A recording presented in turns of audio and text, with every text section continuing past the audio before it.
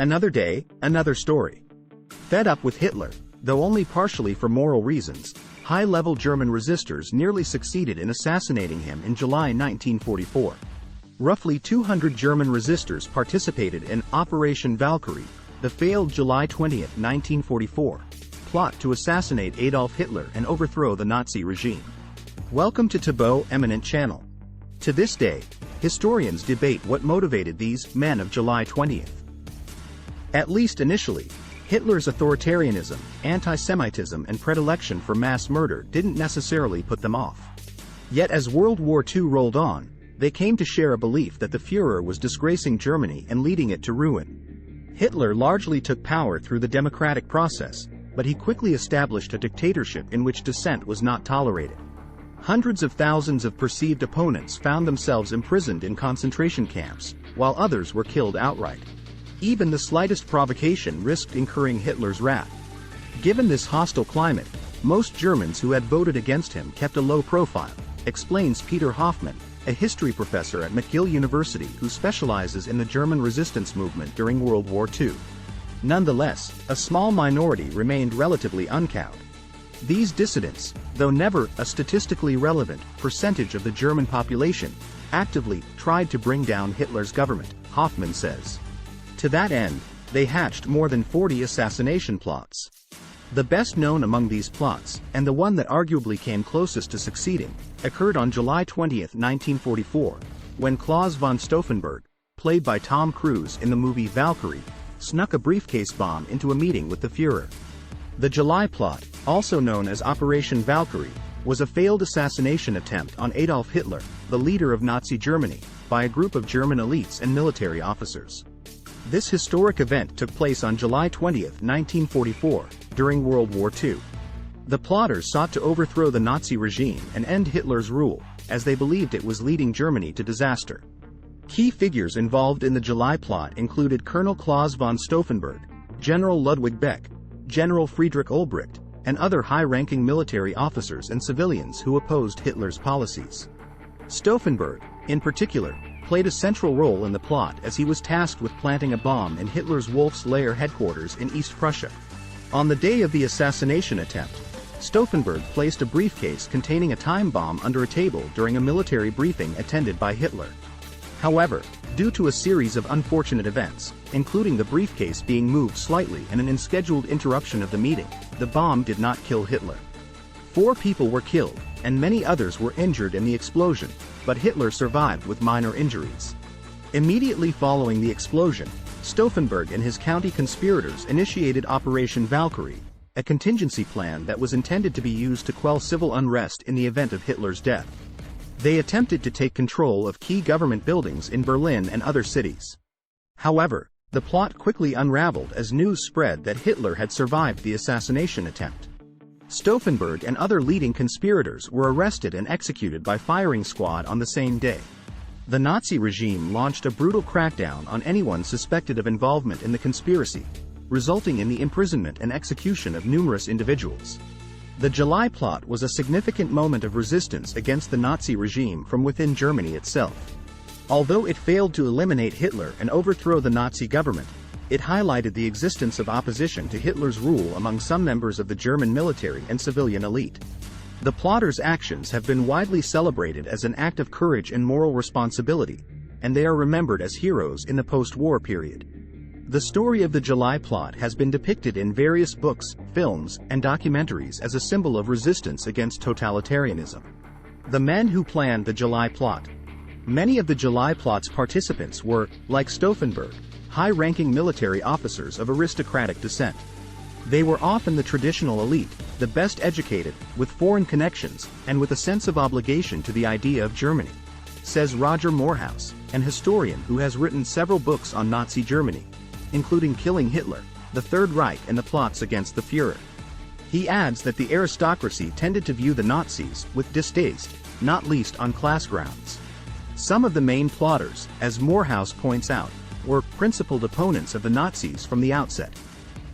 Henning von Tresckow, for instance, privately disavowed the regime as early as 1935, following the passage of the Nuremberg race laws.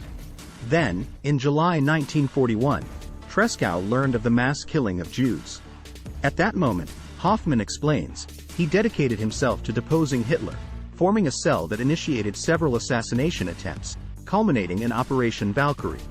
It was a question of personal honor, Hoffmann says, and the need to prove to the world that there were Germans who had tried for years to bring the killing and destruction to an end.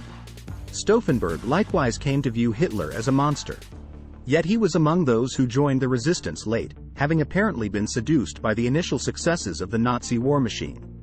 During the 1939 invasion of Poland, he wrote that the inhabitants are an unbelievable rabble, who would surely only be comfortable under the knout, and that the thousands of prisoners of war will be good for our agriculture.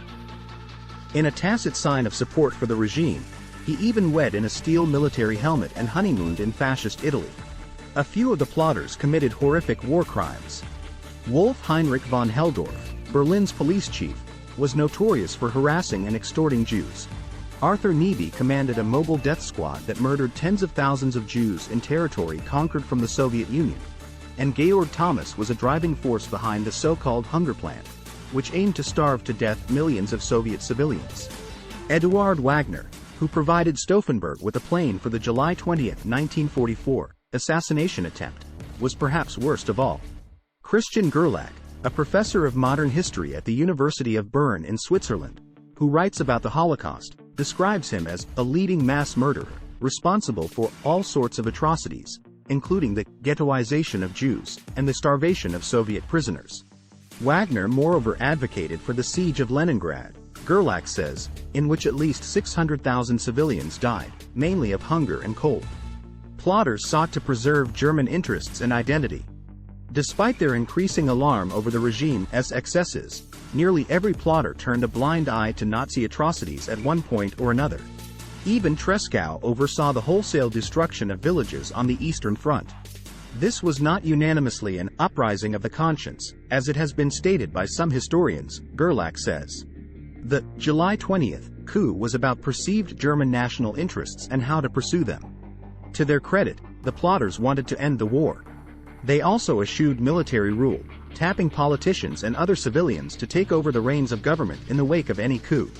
As Gerlach points out, however, certain members opposed a transition to democracy, preferring instead a kind of corporative state, perhaps a semi-authoritarian state. He adds that several plotters wanted to keep some annexed territories.